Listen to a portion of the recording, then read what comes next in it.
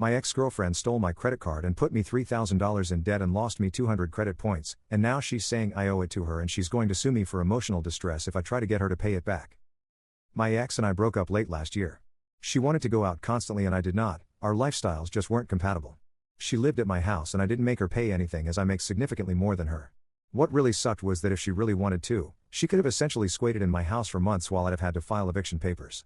In the end, I paid for an apartment deposit and first month's rent on a place for her.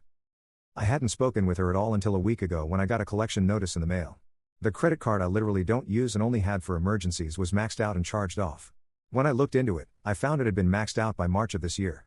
When I downloaded the statements, it's all fast food, Victoria's Secret and grocery stores. Also found the card was missing. I texted her asking about it and she called me and said she did it because I left her with basically nothing and she needed back on her feet.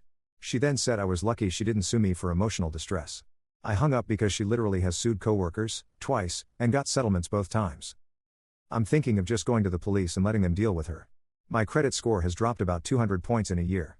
Any other advice I might be missing? Edit, I filed the police report and I'm sending the information to the credit bureaus tonight. There were a lot of questions about her previous lawsuits, one was for harassment and the other for sexual harassment. They were both iffy cases but both businesses settled. I probably should have been watching my credit better. This was the first time in probably a year and a half that I even checked my credit. Update.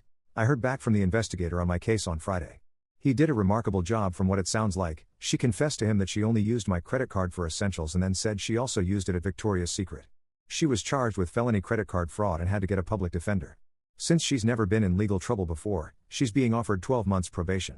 I also got an order of protection against her which she didn't contest. The final ruling is supposed to go through at the start of January but the investigator said it's basically a done deal. I'm alright with how it turned out.